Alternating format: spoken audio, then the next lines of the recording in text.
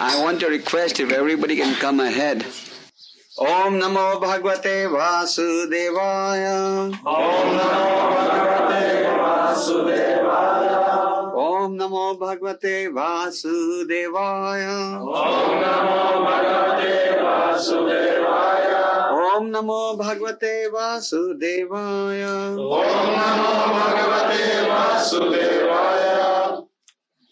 So yesterday I had mentioned that today we would discuss, what did I say? What would we discuss today? I just want to test the devotees. Today we will discuss the 26 qualities of a devotee. All of you are trying to become devotees, therefore all of you have come here. Otherwise, why would you come here? We are not paying you any rubles for coming here. In India, at least, when a big politician is speaking, so the supporters of the politician pay people money and bring them to have a big crowd. So the newspapers will say, so many hundreds of thousands people came to listen to the lecture of this politician.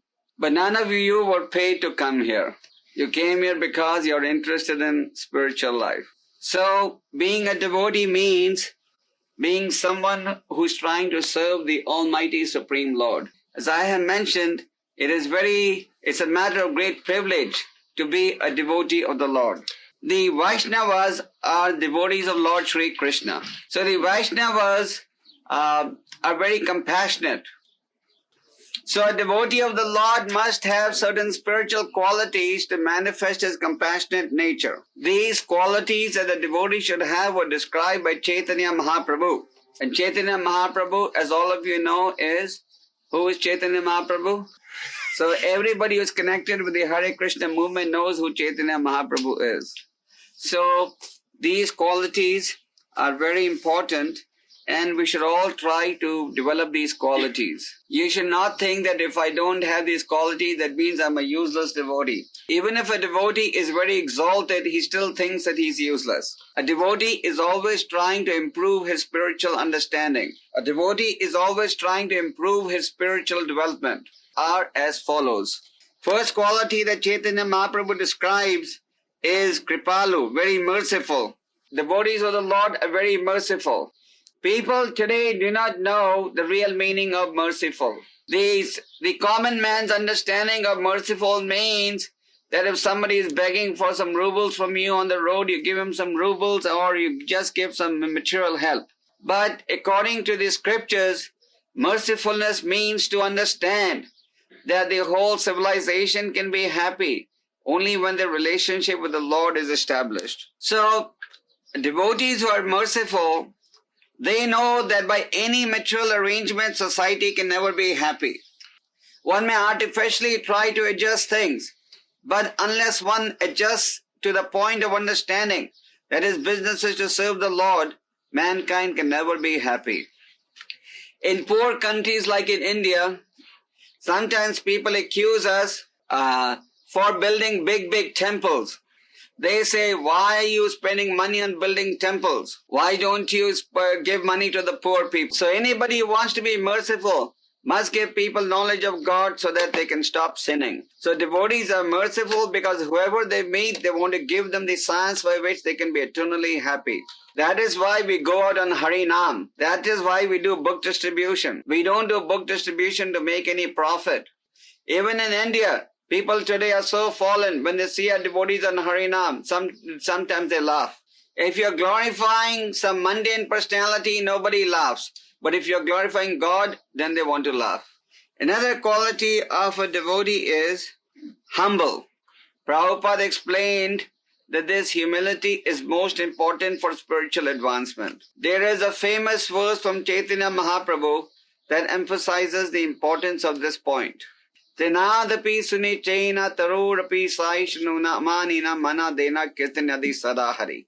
Chaitanya Mahaprabhu has told us that if we want to be in a position to chant the holy names of the Lord constantly, then one should be more tolerant than a tree, consider himself lower than a straw in the street, devoid of all sense of false prestige, and then you can chant the names of God. To chant the names of God always, humility must be there.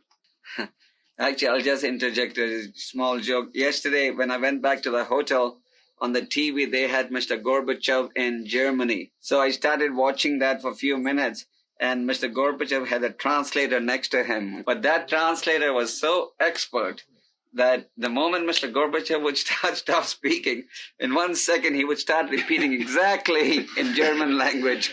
And sometimes Mr. Gorbachev would speak long, so he would take notes. But the moment he would finish, in 1 second he would go full speed. So we have to train our translators like that. But he's doing a good job. Okay. So, you know that Srila Prabhupada at one time had a pharmaceutical business. So once Prabhupada had prepared a drug tonic, and Prabhupada told one of his godbrothers, see, this is a new tonic vitamin that I have prepared. And the godbrother said, I don't want this vitamin. I want the vitamin by which I can develop love of God.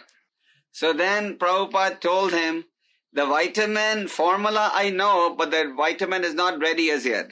And what was that formula? The formula of humility. This is what is being discussed in this quality. So humility means that we have to be very tolerant. Chaitanya Mahaprabhu says, even more tolerant than the tree. I see in your country there's so many nice trees.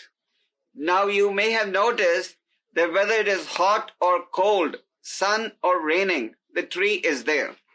Even if in countries like India, when it's raining, people go and stand underneath the tree for shade. In order to protect themselves from the rain, they take shelter of the tree. And when it's very, very hot, they go and take shelter of the shade of the branches of the tree. But the tree will never protest. The tree will never say, why should I give you protection? So a devotee has to be of the same mentality. Always give protection, guidance, service to others, even if there's nothing obtained in exchange. And the tree sometimes is cut in the middle. Still the tree does not protest. And Chaitanya Mahaprabhu says, more humble than a blade of grass. Right opposite this building, we have so much grass in the front. Many times you and I walk on the grass. But when we walk on the grass does not come and bite our feet. So we have to just see how humble the grass is. Everybody is walking on the grass, but it does not protest. So similarly, a devotee must be very tolerant. Therefore, humility is a must for spiritual advancement. Sometimes devotees say, how will we get together? We can all cooperate with each other if we practice humility. So humility is a must and it must be encouraged. In material life, everybody wants to be proud. People have ahankar, false ego. Due to false ego, we don't believe that anybody can know more than us. So therefore people say, why should I surrender to God? Nobody knows more than me. And because of this false ego, they don't accept God. In spiritual life, our understanding is that I'm fool number one. Therefore, the disciple, the devotee, takes the direction on the spiritual march and Kṛṣṇa for spiritual advancement. So this is known as humility. I just want to point out that, of course, on each of these qualities, I can explain at great length. But if I start explaining each of these qualities at great length, it may take me at least a week just to finish the 26 qualities.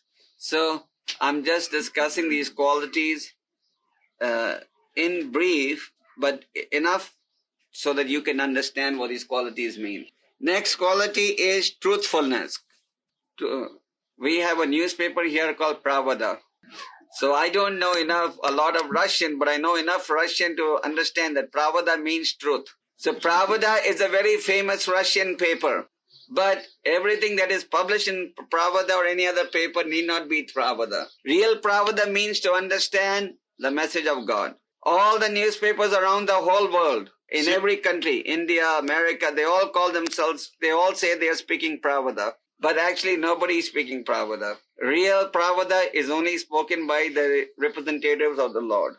So truthfulness means that we understand the instructions of the Lord in a pure form without distortion. You may say, of course, who wants to challenge the words of God? We all accept God's words truly. But in reality, we don't. For example, over there are over 600 translations of the Bhagavad Gita. But in many of these translations, the translator has completely misrepresented the true meaning. In some translations, the translators even said, if there's somebody like Krishna, then I don't accept the Gita. So the point is that if you're just talking about the Gita but not accepting Gita in the mentality that Krishna spoke, then there cannot be any spiritual benefit. If just like when the doctor gives you a medicine, to benefit from the medicine, you must take the medicine without any adulteration.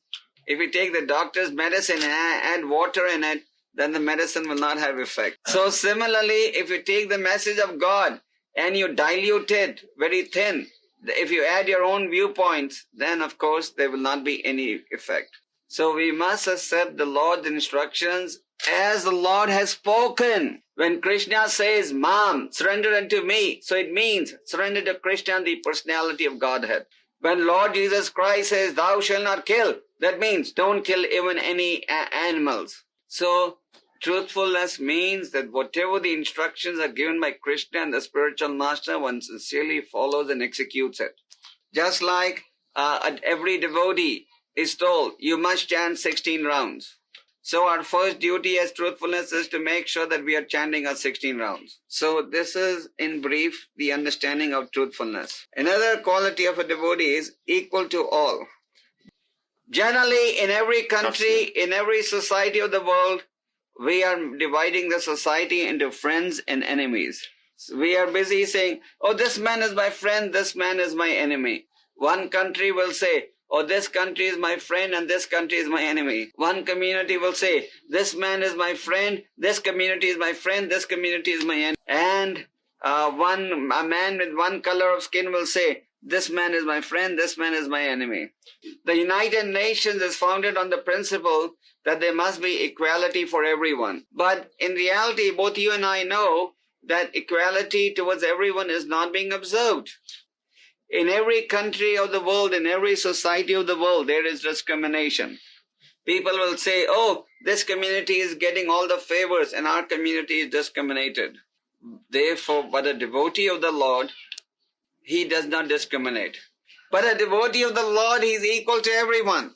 In the Srimad Bhagavatam, there is the story of Prahlad Maharaj. So Prahlad Maharaj, as you know, does anyone know who Prahlad Maharaj was? Who knows? You know? Who was Prahlad Maharaj? He was devotee. A devotee. And who was Prahlad Maharaj's father? His father was also a devotee? Demonic. Okay. So Prahlad Maharaj's father was telling the teachers of Prahlad Maharaj, please train up this boy to be friendly with the demons and against the devotees. But Prahlad Maharaj's father said, Prahlad Maharaj said, I am not interested in dividing the society into friends and enemies. I am a friend of everyone. So a devotee of the Lord is equal to everyone. He considers everyone to be a part of his family. Because a devotee belongs to Krishna's family, he considers everyone equally. These devotees are my friends, but these devotees are from another republic. They're not my friends. We should see everyone as a child of the Supreme Father and be equal towards everyone. Another quality is faultless. So a devotee is faultless. Now faultless, you may think, means a devotee never makes any mistakes. You may say, how can we accept that the devotee is faultless? Guruji, you're also faultful. You also make mistakes. When you speak Russian, you make so many mistakes. And when we speak English, we make mistakes. I don't know how to do music properly. I cannot read Sanskrit. So how can you expect me to become without fault? So being faultless means that you are without fault in accepting Krishna's instructions. We accept Krishna's instructions in his pure form. It is not that faultless means you have to be expert in all material arts. You may not know one word of English or Hindi or Sanskrit, but as long as you know how to chant Hare Krishna and that Krishna is supreme, and you're trying to follow the regulated principles, then you're considered to be faultless. Now this does not mean that you should become proud. You should say, oh, now I'm without fault. I'm such a great man. Because I've already explained that the devotee must also be humble. So the characteristic of a devotee is that even if he is very great, he considers himself very fallen. So it does not matter how perfect you may be, it does not matter how good a singer you may be, you should always maintain a humble attitude. And our approach in dealing with others, Vaishnavas, is that we look at the good qualities in everyone and not their weak points. This is known as the Vrindavan vision. In the material world, everybody wants to find fault with the other person. But in spiritual life, we look at everyone's good points. That is how we advance spiritually. Next quality is magnanimous. You're a good translator? No.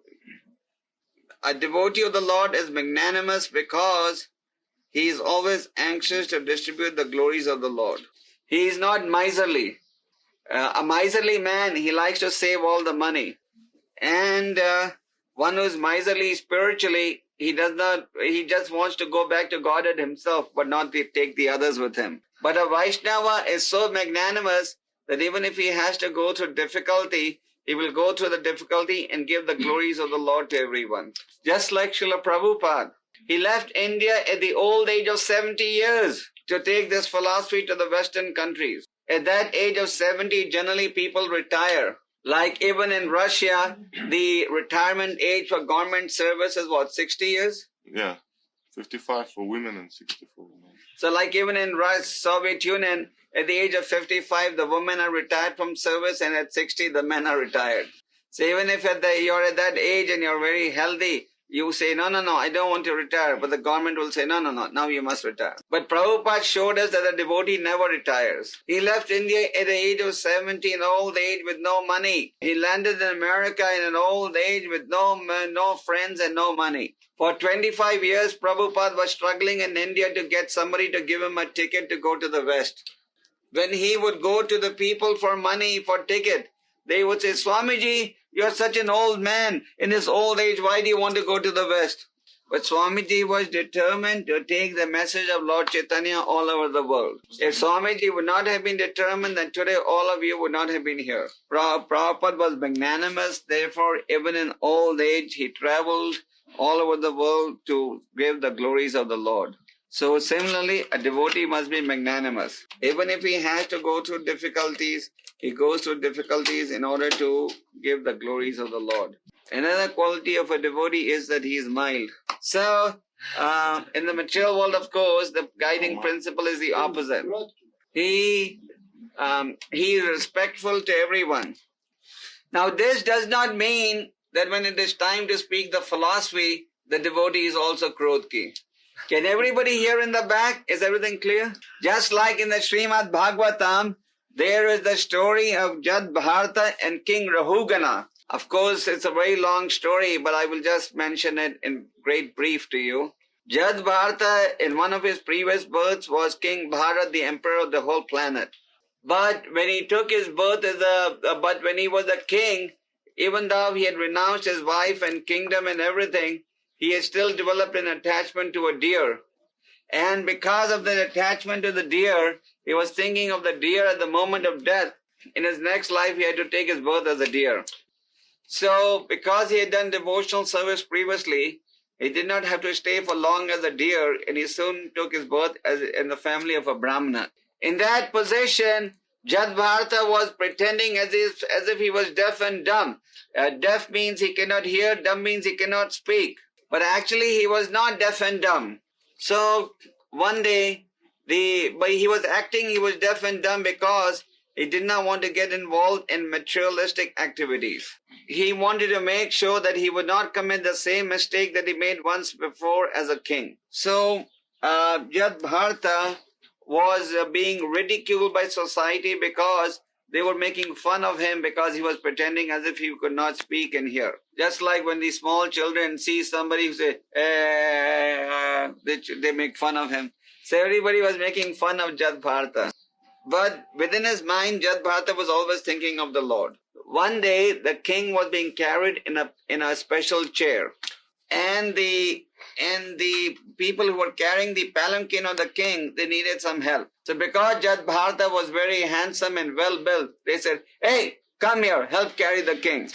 But Jad Bharata was a Brahmin, so he agreed to help carry the king, but he would not keep his feet on the ground till he made sure that there was no ant on the ground. The other carriers of the palanquin, they were Sudras, so they did not care whether they were killing an ant or no. So the king was very upset with his Jat Bharata because he was walking slow and the others were running, so the whole palanquin speed was slowed down. So the king said, don't you understand that because of your foolishness, my speed is being slowed? And he started chastising him. In the beginning, of course, Jat Bharata heard everything very patiently. But then Jat Bharata spoke the philosophy and told the king, you may be sitting up and I may be downstairs on the ground. But tomorrow, I may be up and you may be down. And then Jat Bharata spoke the philosophy very strongly, and in the end, the king became his disciple. Of course, this is a very long story and I can speak so many other points on this story, but right now we don't have that much time. But the point is that a devotee is mild, but when it comes to preaching the philosophy, he's uncompromising. Mildness doesn't mean that if somebody is chastising you and you just keep quiet and not explain your philosophy. When it comes to preaching the philosophy, we should be second to none. Even in dealing with the public, we are mild. But we are not mild when it comes to the Krishna conscious philosophy. Another character quality is cleanliness. Cleanliness has two aspects, external and internal. External cleanliness means that where you live, it should be very clean. Cleanliness is next to godliness. Do you have such a phrase in Russian also? External cleanliness means that where we live, it should be clean. It doesn't mean that because we are devotees of the Lord, we should live very dirty. Prabhupada was very strict on this point. Prabhupada would not tolerate devotees being dirty. So whether you are brahmachari living in the temple or brahmacharini or a grihastha living at home, this practice of cleanliness must be observed. And when you have a temple of the Lord here, then you should keep your temple clean. Now, internal cleanliness means the cleanliness of the heart. Cleanliness of the heart is to be realized by the chanting of the holy names of the Lord. The heart is full of material desires. The material desires are so heavy that the heart has become pure black. So, this dirt from the heart can be removed by the chanting of the holy names of what? Krishna. Of Krishna.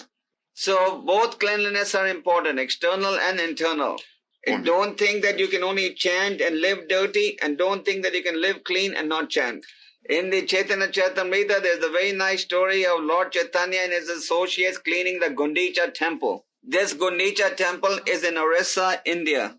So Chaitanya Mahaprabhu had all his associates clean the temple. If somebody was gathering enough dust, then he would reward them. And if somebody was not gathering enough dirt, then he would be chastised. So, cleanliness is very important in our spiritual development. You want me to go on or should I stop over here? Another quality is that they are without material possessions. As you know, the Western society is a capitalistic society. And in that society, you're only respected if you have money, dollars.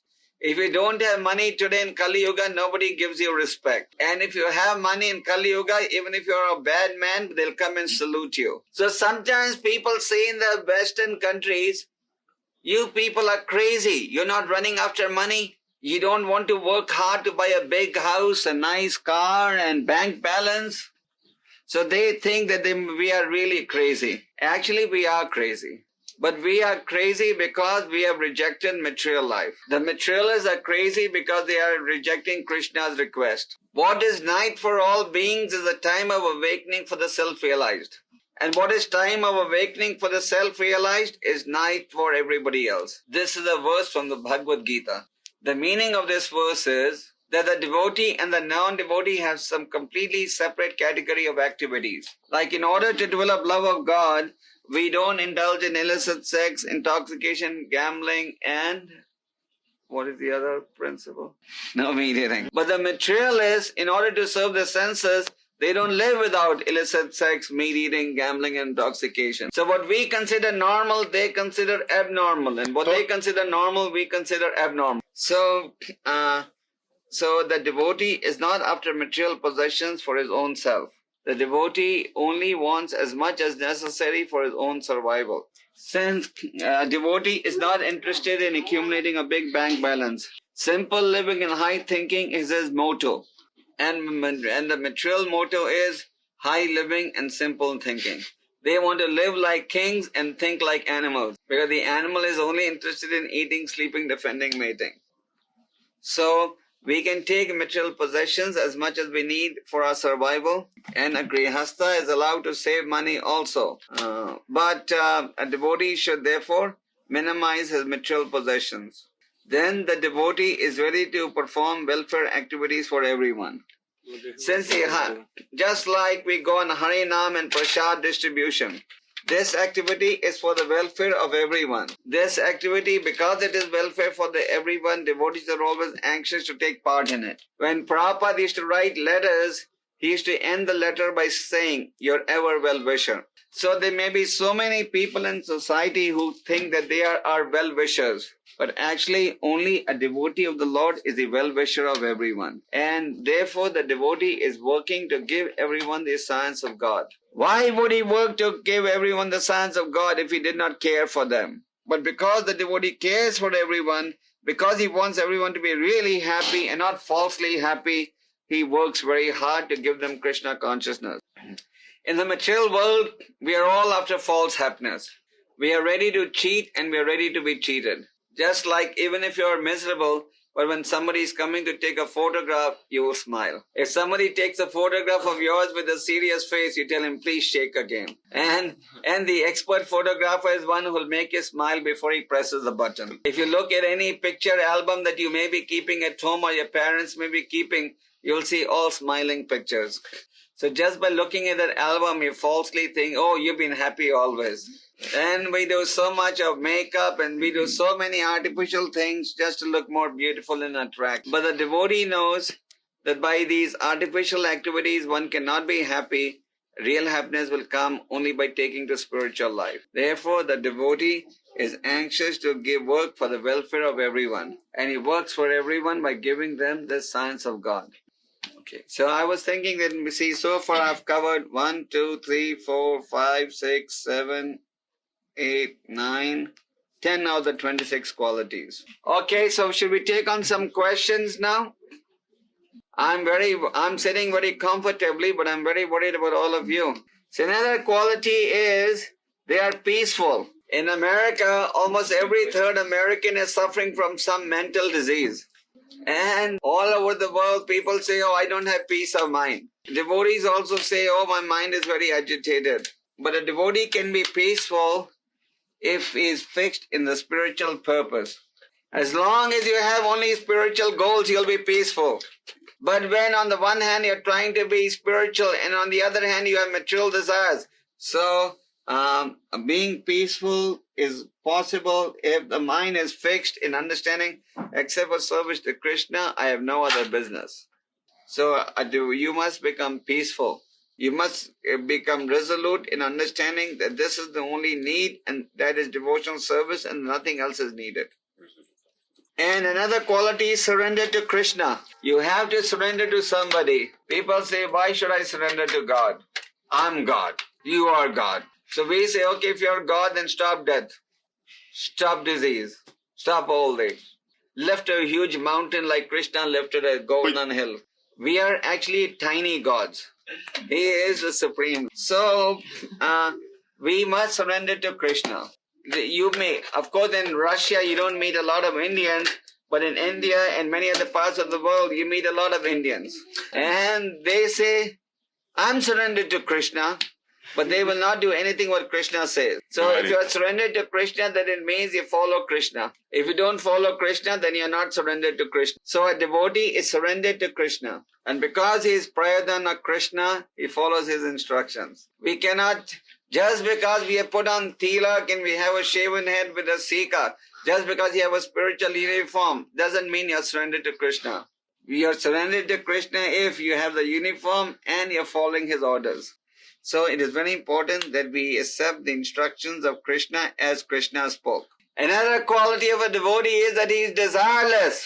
So you will say, "Swamiji, if you say we should become desireless, that means there's no goal in life left to live." In the Western country, especially America, if you go for a job interview and the man doesn't see that you're very, very ambitious, they don't even give you a job. So society may say, that you devotees are just like vegetables. Actually, we are not avashyam. So, we have desires, but our desires are to serve the Lord. And that is known as desirelessness. So somebody may say, so what is the difference between you and us? You people want to serve the Lord, I want to serve my senses. We both have desires, so we are all one.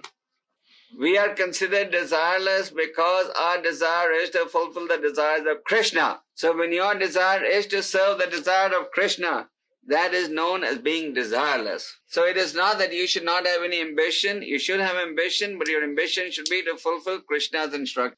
Next quality is they are indifferent to material acquisitions. Like you may see your neighbor. You may see your neighbor is buying a new Lada car. He's going on a holiday every year abroad. He's buying a nice Russian cut suit. And you may say, oh, look at this man. He's getting all these qualities and I'm a Hare Krishna devotee. I'm so poor. So you may think, oh, I have to live so simply, sleep on the floor. I don't have the latest technology.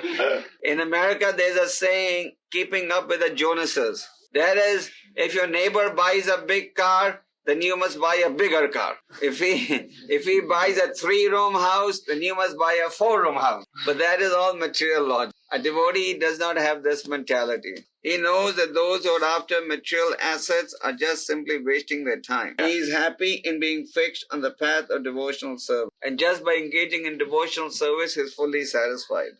So I think I'll stop at this. I've finished so far about 15. 1, 2, 3, 4, 5, 6, 7, 8, 9, 10, 11, 12, 13, 14, 15. Yeah. I have the rest I will continue tomorrow because I want to explain each of these qualities in length. So if I just explain in one minute, then you will not. If you can just keep these 15 qualities that we have touched so far, you will become a great devotee. Does the Hare Krishna believe in mysticism? No. Is it mystical? Mystical direction. It all depends what your definition of mystical is.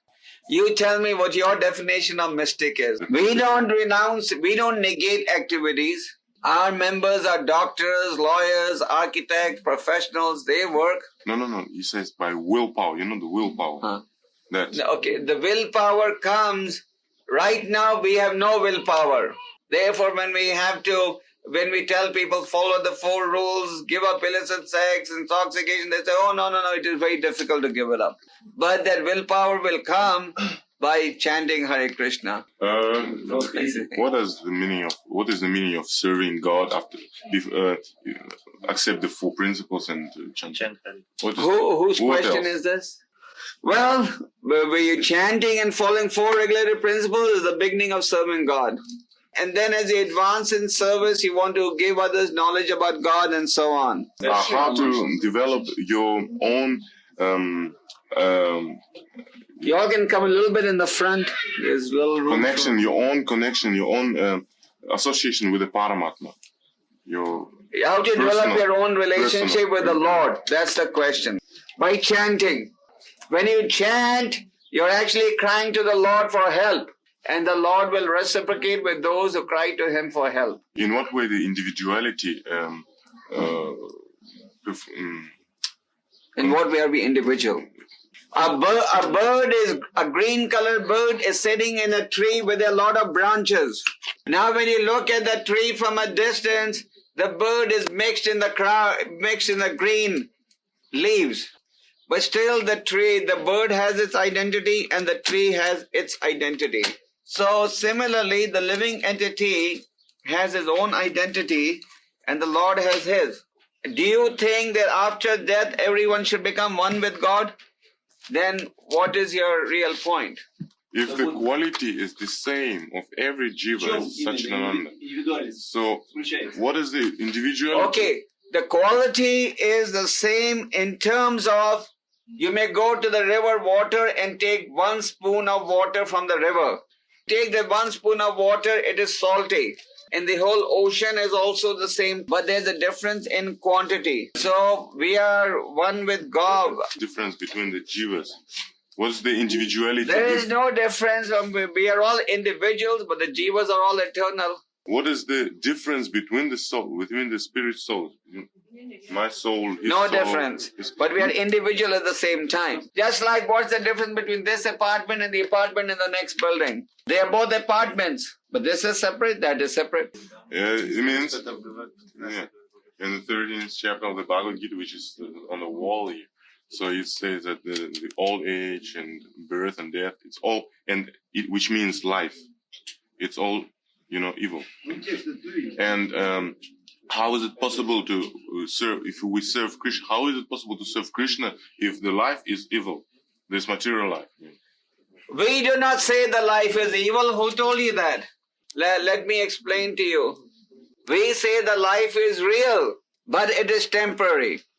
Just like this microphone here. We are using this microphone, but how can you say this microphone is false? But the microphone will become false if you use it for the wrong purpose. Just like this apartment is being used to glorify God. But this apartment could also be used for dirty things. So our statement is that this body is temporary, but it is not false. It is real. If God is real, how can His creation be unreal? It means that if there is no birth, there is no life. If birth is evil, then logic. Then the life is also evil. We don't say birth is evil. No. You're misunderstanding our philosophy. Just like if you use your body for the right purpose, then it's okay. Just like you may have a knife. You cannot say the knife is false. If the knife is used to cut vegetables, then it's okay. If someone is not really experienced, should he preach?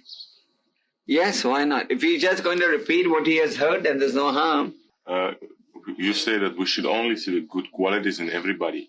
But isn't it better if some people, they point our faults and we point somebody's faults, so we help each other to avoid mistakes and avoid offenses? If we are pointing out each other's faults for constructive purposes, then it's okay.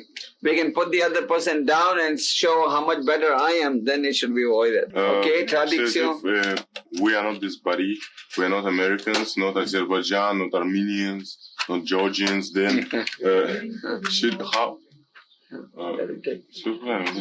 how should we, let's say the small nations, should they develop their own culture and work and struggle for the development of their culture and their traditions and everything else? How should they? What should they be? Are they wrong in doing that? Big or small, we only have one culture to develop. And that is the culture of devotional service. So we have to give the government the Bhagavad Gita. You have to preach to them and make them understand. All these conflicts between one community and another, one republic and another, is going on because we are on the bodily platform. Do we take if I preach to him, let's say if I preach to him, do I take his karma automatically? Or? You don't take the karma by preaching, but the Guru takes the karma when he gives initiation. Which means that Prabhu is asking that, which means that non-initiated devotee should not preach. How he understood. I did not say that non-initiated devotee should not preach. Yes, everyone should preach. Does everyone eat or he doesn't eat? We say that the Tulsi Maharani is the great devotee of the Lord. So when there are so many Tulsi plants, does it have one soul, one individual Tulsi, or it's different, or does it expand in so many plants, Tulsi plants? Say that again. Tulsi Maharani, the plant, the Tulsi Maharani, does it expand into each and every plant, or it remains one, not divided? Or is it like Paramatma goes into each and every Tulsi plant? What is it? How would you define it? Each and every Tulsi plant, does it have its own individual, or it's all one? Yes. Everyone has his own... individual. But it is all from one family. They're all Tulsi plants are from one family. But they have their own identity at the same time. Like we are all an assembly of devotees. But we all have our own identity. Any questions here? Okay. What's the question? where can we read about those 26 qualities of the devotee? In the Chaitanya Charitamrita. You need it in Russian language quickly. Which part is the chapter called Devotional Service. So any more questions? Otherwise we can continue or take whatever you want. Well, to be a mother of God is not an ordinary thing. Just like Mother Yasoda, Sachi Mata, they had all performed austerities for a long time. So they were given the opportunity to have the Lord as their son. And by getting that dust touched by a great devotee, one benefits. When you go to Vrindavan, you take the dust of Vrindavan because it has been stepped on by the Lord and His devotees. How can we understand if there is an exact number of souls, individuals? How is the population going up? No, not that. How is that it says that there is unknown, there is an unexpanded, countless number. There is also said that it's countless. The jivas are countless. And the jivas are countless because there are many planetary systems. Jivas are always moving from up to down, from one planet to another. So you cannot count the exact number of jivas. Just like you cannot count the various incarnations of the Lord. Now you may want to know how is it that the population on this planet is going up? Do you want to know that? Does anyone remember the answer I gave last time? So I'm asking this question. How is the population, human population going up? Okay, I'll give the reason the population is going up is because those who already have a human birth, they are not moving up, many of them. So, and those who are coming up from the lower species are gradually moving up. Just like in a class, suppose 90% of the students of class 8 don't pass. Then next year in class 8, you're going to have students from the previous year and those who have come up from grade 7. You understand? Don't the entities from high planets come down to Earth? They also come down, and the jivas are traveling interplanets. How did it happen that we fell from the spiritual world? A million times. We fell from the material world because of having developed the desire to enjoy the material world.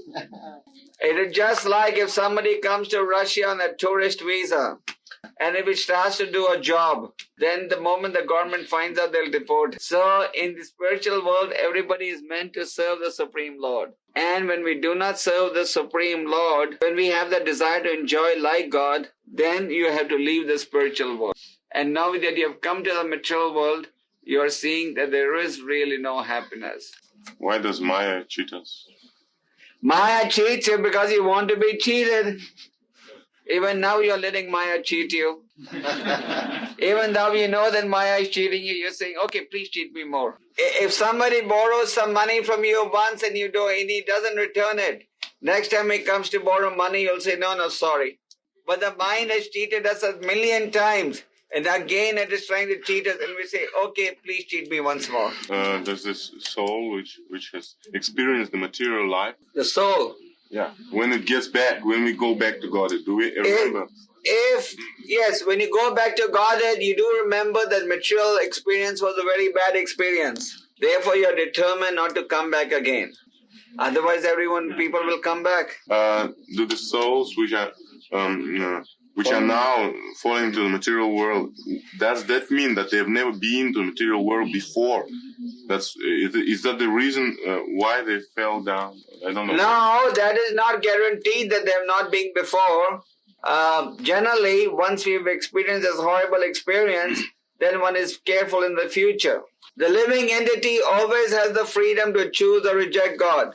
Even when we go back to the spiritual world, that freedom will remain. Is there forgetfulness in the spiritual world also? No, there is no forgetfulness, but since the living entity is always eternal and independent, he has the freedom to choose or reject God. I would like to hear a story about Tulsi Maharani. Why is she a great devotee of the Lord? What did she do? It says that is she individual soul or an expansion of Lakshmi or what is it? Tulsi Maharani is a great devotee who doesn't want to be separated from Krishna even for a second. And therefore she wants to always be at Krishna's lotus feet. But she is an individual, just like the other gopis are individuals also. She is a gopi, she is a great devotee. She is like the gopi, but she is a devotee in her own right. Which means that all the different forms of Tulsi, plants of Tulsi, they are expansions of one. Yes, they're all expansions. The original Tulsi expands into unlimited Tulsis. And Tulsi will only grow where there is devotion. Just like Krishna will only manifest himself where there is devotion. Tulsi, it dries up where there is no devotion. If we don't take care of Tulsi properly, then Tulsi will dry up. Properly? You think you take care properly, but then it dries up. So it is better to say that when we don't take care properly, then it dries up. But a devotee never thinks that he is all right. A devotee is always thinking he has to improve. Tulsi is so kind. Hare Krishna. Hare Krishna. Hare Krishna.